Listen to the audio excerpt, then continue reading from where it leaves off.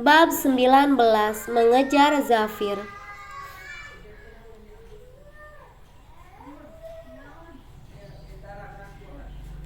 Apip tak terbiasa dengan situasi yang dialaminya sekarang. Berada satu mobil dengan seorang perempuan yang selama ini berusaha keras ia hindari. Berharap kelak jodohnya adalah seorang gadis baik yang juga kehidupannya terjaga. Namun, siapa yang menyangka jika akhirnya dia harus menikah dengan Azalia? Apip tak mengerti apa yang sebenarnya Allah maksudkan dengan ini. Akan tetapi hatinya telah terbiasa berbaik sangka pada takdir yang diterimanya.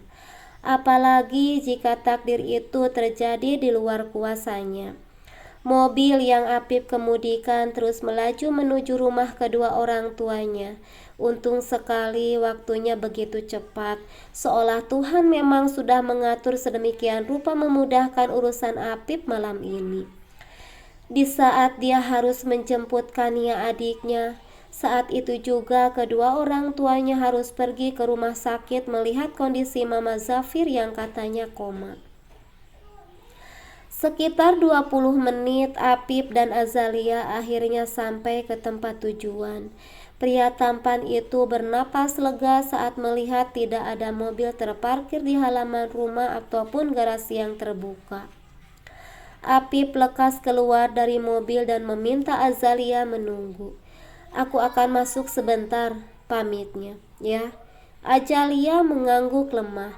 Di depan pintu, Apip mengeluarkan kunci cadangan yang selama ini dipegang, lalu masuk begitu saja menuju kamar Kania. Pria itu pun mengetuk pintu dan saat itu pula Kania terbangun mendengar kedatangan sang kakak. "Udah datang, Kak?" Gadis itu mengerjap dengan susah payah. "Ya, tolong agak cepat Kania, Mama Papa nggak boleh lihat Azalia."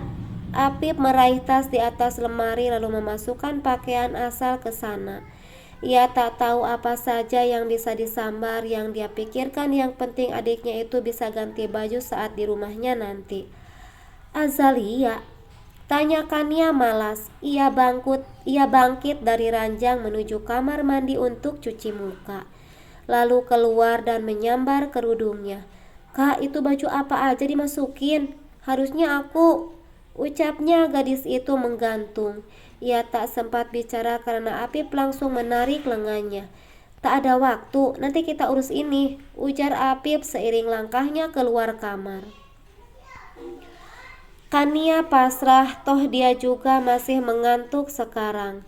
Memangnya kenapa Mama Papa nggak boleh tahu? Gadis itu bertanya di sela langkah mobil menguap ngantuk.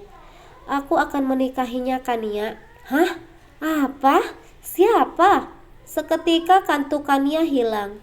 Dia terkejut kakaknya tiba-tiba mengatakan akan menikahi seseorang.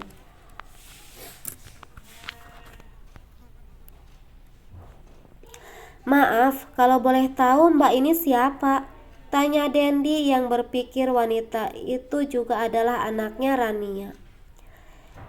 "Dia adalah gadis yang sangat ingin aku nikahkan dengan Zafir. Aku sudah berusaha keras menghalangi pernikahan Zafir, tapi kamu malah menikahinya dengan adiknya sendiri," ketus Rania yang membuat Dendi juga Diandra sontak menoleh ke arahnya.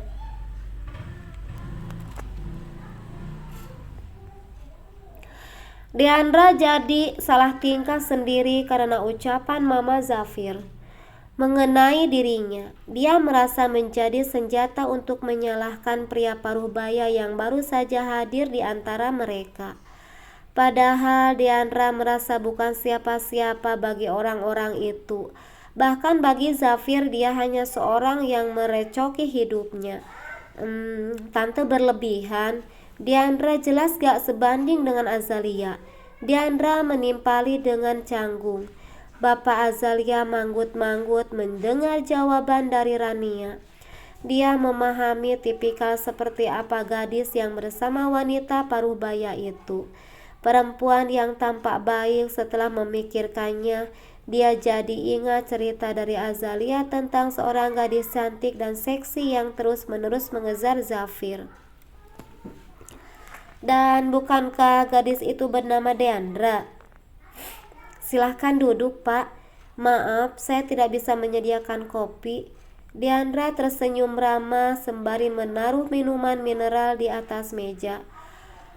Tidak apa-apa. Kini Bapak Azalia yang merasa tak nyaman. Dia merasa bersalah karena menelan bulat-bulat cerita putrinya mengenai gadis yang sudah menyambutnya dengan baik tersebut. Mas, pasti sudah tahu kalau Zafir menceraikan putri Mas. Rania tiba-tiba bicara dengan menunjukkan emosinya yang terpendam selama ini. Bagaimana tidak dendam? Dia merasa dicampakkan oleh Dendi setelah diketahui hamil. Lelaki pengecut itu meninggalkannya dengan hancurnya masa depan yang akan dia jalani. Bahkan Rania harus mau menikah dengan pria yang dipilih orang tuanya. Andai saja hari itu Dendi mau bersabar dan memperjuangkannya, mungkin petaka yang terjadi sekarang tak akan pernah mereka alami. Rania masih belum memaafkannya dan menyimpan sakit hati itu sampai sekarang.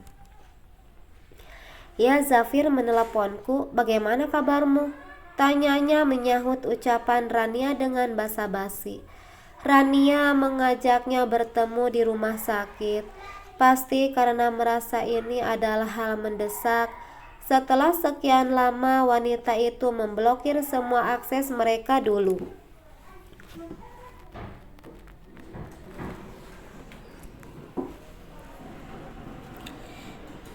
Kini bahkan Rania yang paling menjaga image-nya dan tak mau terlihat lemah di depan Dendi, tak segan membiarkan Dendi melihatnya berbaring tak berdaya di atas pembaringan pasien. Terlepas dari rasa kecewanya dulu, ia berharap kalau Rania tidak sedang sakit parah, melainkan hanya shock karena pernikahan Zafir dan Azalia itu saja. Sudahlah Mas, bukan itu yang penting untuk dibahas sekarang ini, tapi masa depan Zafir setelah aku pergi nanti. Rania tak mau terlalu banyak berbasa-basi dengan pria yang sudah melukainya terlalu dalam. Pergi? Dendi mengerutkan kedua alis tebalnya. Pergi kemana? Apa maksudmu? Apa dokter memvonismu sakit parah dan tidak punya banyak waktu? Tanya Dendi penasaran dengan maksud perkataan mantan kekasihnya itu. Sudahlah Mas, sudah ku bilang jangan membahas tentangku. Rania memprotes. Dendi tak fokus. Pria itu tak berubah dan masih sama seperti dulu. Tapi suara berat pria itu menggantung. Mas, aku mohon, ini urusanku dan aku bukan siapa-siapa kamu. Jadi tolong tetap sadar soal itu. Rania berisi keras. Dendi menghela napas berat. Dia merasa tak berkutik. Walau tentu saja meski mereka tak punya hubungan, dia tahu kalau Zafir adalah anaknya. Kepergian Rania dan semua rasa sakitnya pasti akan meninggalkan efek buruk bagi Zafir juga. Meski tak pernah ada untuk Zafir selama dia bertumbuh selama ini, tetap saja nalurinya sebagai seorang ayah memaksanya merasakan sakit jika anaknya sakit. Deandra terdiam. Ia hanya bisa menyimak obrolan berat dua orang tua di depannya, seperti yang diminta Rania padanya. Lagi pula meski tahu apa yang terjadi pada Rania dan sangat ingin memberitahu pada Bapak Azalia juga Bapak Zafir itu, ia merasa tak punya hak bicara.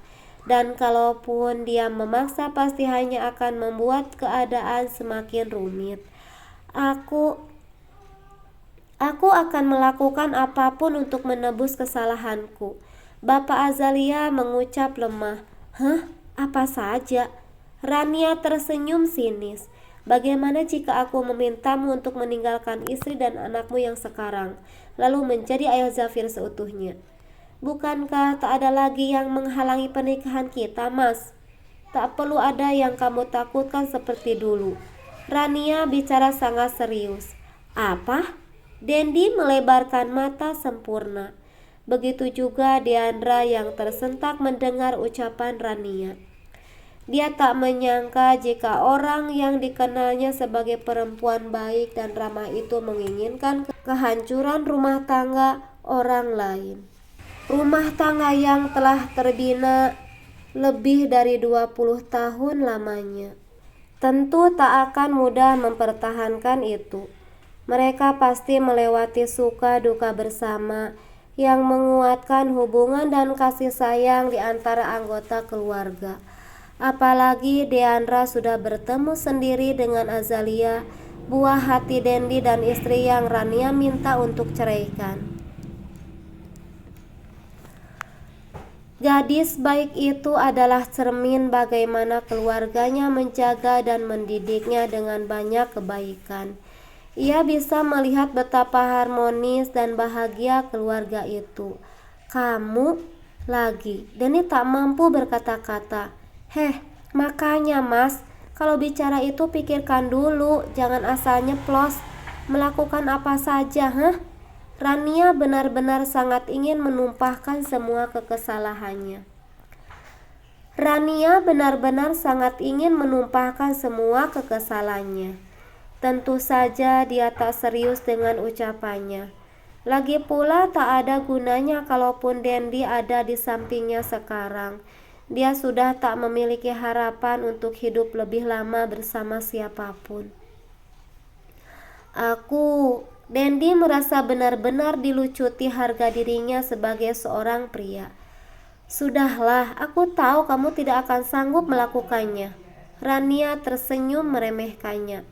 Brak, suara benda jatuh berbenturan ke lantai terdengar dari arah pintu dan membuat semua orang menoleh. Rania, Dendi dan juga Diandra. Di sana berdiri seorang pria muda yang tampaknya sudah mendengar obrolan orang-orang di dalam ruangan itu. Zafir, ada raut sesal sekaligus kecewa yang terpancar dari wajah tampannya. Untuk sesaat suasana di antara mereka hening. Rania maupun Dendi tak tahu harus bicara apa. Sementara Diandra, ia merasa bahwa tak punya hak sedikit pun untuk berkomentar. Zafir berjongkok, memungut botol minuman berisi kopi yang dibelinya di lobi tadi, lalu meremas benda yang kali pertama merebut perhatian semua orang tersebut. Tanpa bicara apapun, Japir memutar tumit, lalu mengayun langkah menjauhi mereka. Sama halnya orang-orang itu, dia bahkan tak mengerti harus bicara apa. Yang ada hanya kemarahan membuncah dalam hati dan membuatnya kesulitan bernafas, hingga ia harus menghirup berat udara di sekitar. Langkahnya terus bergerak, seolah tak ingin berhenti, dan tertangkap salah satu dari mereka. Hati Zafir sakit, benar-benar sakit. Kenapa pria yang dianggapnya sangat baik yang ia menemukan sosok seorang ayah bijak di sana justru adalah seseorang yang paling dalam menggores luka untuknya. Sedang itu di kamar Rania. Aku harus bagaimana, Nia?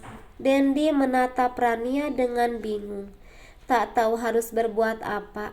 Haruskah ia mengejar Zafir sementara rasa malu sedang merazai diri?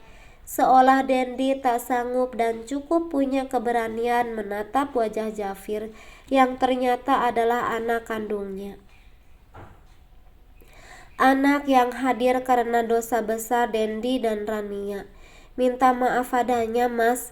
Kalau perlu bersujudlah di kakinya, tandas Rania. Dendi masih diam. Ia terlalu pengecut untuk melakukan apa yang Rania minta sekarang. Diandra yang tak tahan melihat apa yang terjadi, kakinya melangkah begitu saja, seolah ada magnet yang menariknya agar mengejar Zafir dan berusaha menenangkannya. Lelaki itu pasti sangat terpukul sekarang. Dia tak punya siapapun untuk menguatkannya, karena bahkan yang menyebabkan Zafir sehancur sekarang adalah orang terdekatnya sendiri.